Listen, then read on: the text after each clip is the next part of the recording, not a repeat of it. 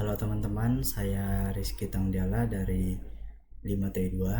Pada kesempatan kali ini, saya akan membawakan materi mengenai forward and backward chaining. Jadi, forward and backward chaining ini memiliki dua cara kerja utama, yaitu forward chaining dan backward chaining. Keduanya digunakan untuk menarik kesimpulan berdasarkan fakta dan aturan. Forward chaining bekerja dari data menuju kesimpulan.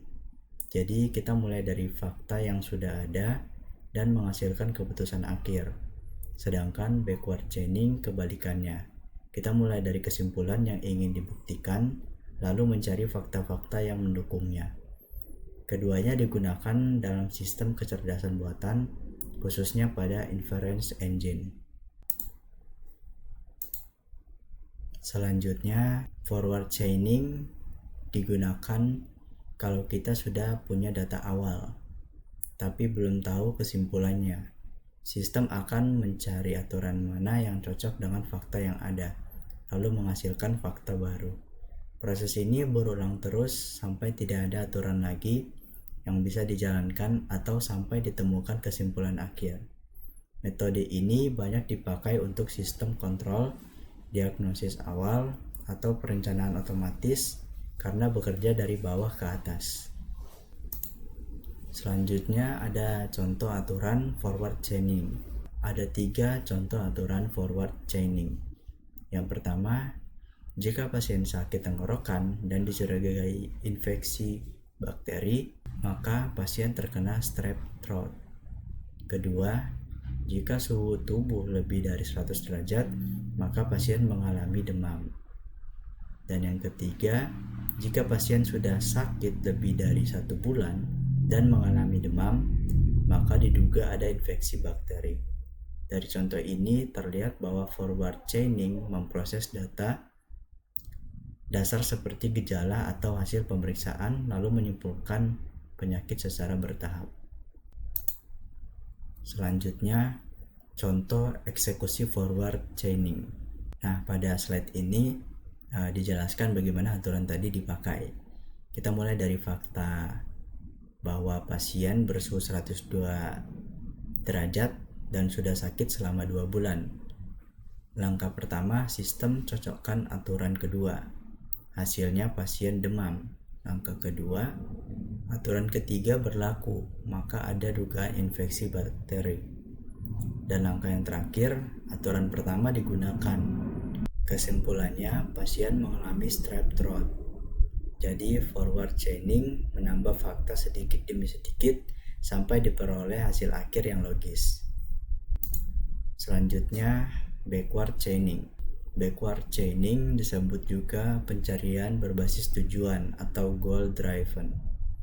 Berbasis dengan forward chaining, metode ini dimulai dari kesimpulan yang ingin dibuktikan. Sistem akan bekerja mundur, mencari aturan dan fakta yang bisa mendukung kesimpulan tersebut. Tujuannya adalah memastikan apakah kesimpulan benar, salah, atau tidak bisa dibuktikan. Metode ini cocok untuk sistem diagnosis seperti dalam bidang medis atau troubleshooting mesin. Selanjutnya contoh dari backward chaining. Di sini misalnya kita mulai dari tujuan. Tujuannya itu pasien menderita strep throat. Lalu sistem mencari aturan yang berhubungan dengan strep throat, yaitu aturan pertama tadi. Dari situ muncul subtujuan baru. Apakah pasien sakit tenggorokan dan apakah dicurigai infeksi bakteri. Untuk membuktikan itu, sistem kembali mencari fakta. Apakah pasien demam dan berapa suhu tubuhnya, dan juga sudah berapa lama pasien mengalami sakit. Jika semua subtujuan terpenuhi, maka sistem menyimpulkan bahwa tujuan awal benar. Inilah proses berpikir mundur dari kesimpulan ke fakta yang disebut backward chaining. Selanjutnya adalah perbandingan antara forward dan backward. Nah, jadi forward chaining cocok kalau kita punya banyak data dan ingin tahu apa kesimpulannya. Contohnya, sistem monitoring atau sistem kontrol yang terus membaca sensor. Kelemahannya, sistem bisa terlalu banyak memproses data yang tidak relevan. Sementara, backward chaining cocok kalau kita sudah punya dugaan atau hipotesis, lalu ingin memverifikasi kebenarannya. Contohnya, sistem diagnosis penyakit atau kerusakan mesin. Kelemahannya, metode ini bisa terus menelusuri jalur yang salah jika tidak ada batasan yang jelas. Jadi, keduanya punya keunggulan masing-masing tergantung kebutuhan sistem. Selanjutnya, teknik pencarian. Dalam penerapan forward dan backward, sistem memerlukan teknik pencarian untuk menemukan solusi terbaik. 3 teknik utama yang digunakan adalah depth first search, breadth first search, dan best first search. Ketiganya berbeda dalam cara mereka menelusuri kemungkinan solusi. Teknik pencarian membantu sistem agar proses inferensi tidak hanya benar, tapi juga efisien. Sekarang kita bisa lihat satu persatu. Yang pertama di sini ada depth first search atau DFS. Nah, DFS menelusuri node atau cabang secara vertikal dari atas ke bawah.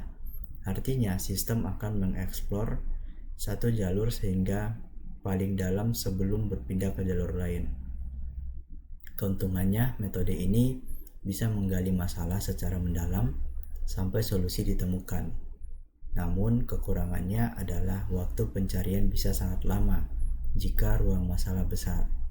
DFS juga berisiko terjebak di jalur yang tidak menghasilkan solusi. Jadi DFS bagus untuk eksplorasi mendalam tapi kurang efisien untuk sistem besar. Nah, selanjutnya ada breadth first search atau BFS. Nah, BFS ini bekerja dengan cara berbeda. Ia menelusuri semua node di satu level dulu sebelum turun ke level berikutnya. Keuntungannya, semua kemungkinan di level yang sama akan diperiksa lebih dulu sehingga lebih menyeluruh. Tapi kekurangannya, jika solusi berada di level yang sangat dalam, waktu pencarian akan lama. Selain itu, BFS butuh memori besar karena harus menyimpan semua node di setiap level. Meski begitu, BFS sangat bagus untuk menemukan solusi dengan jumlah langkah paling sedikit. Nah, selanjutnya dan yang terakhir adalah best first search atau heuristic search. Nah, best first search menggunakan pengetahuan tambahan atau heuristik untuk memandu pencarian. Tujuannya agar sistem tidak perlu menelusuri semua cabang, hanya yang paling menjanjikan saja. Heuristik ini bisa berupa jarak terpendek, peluang tertinggi, atau nilai terbaik. Kelebihannya, prosesnya cepat dan efisien karena hanya fokus pada jalur potensial. Nah, kekurangannya itu hasil pencarian sangat bergantung pada kualitas heuristik. Jika heuristik salah, sistem bisa salah arah. Namun jika heuristik baik, best first search bisa menemukan solusi optimal dengan waktu yang lebih singkat. Nah, jadi kesimpulannya forward and backward chaining adalah dua metode berpikir dalam sistem pakat. Forward chaining bergerak dari data menuju kesimpulan, sedangkan backward chaining bergerak dari kesimpulan menuju fakta. Kedua metode ini memerlukan teknik pencarian seperti depth first, breadth first, dan best first untuk menemukan solusi secara efisien. Setiap metode punya kelebihan dan kekurangan, jadi pemilihan metode tergantung pada jenis masalah dan tujuan sistem. Intinya, sistem pakar bekerja seperti manusia dalam mengambil keputusan, hanya saja dilakukan secara logis dan otomatis oleh komputer. Oke teman-teman, mungkin untuk pembawaan materi kali ini cukup sampai di sini. Jika ada salah kata mohon dimaafkan dan sampai jumpa di pertemuan pertemuan atau kesempatan selanjutnya.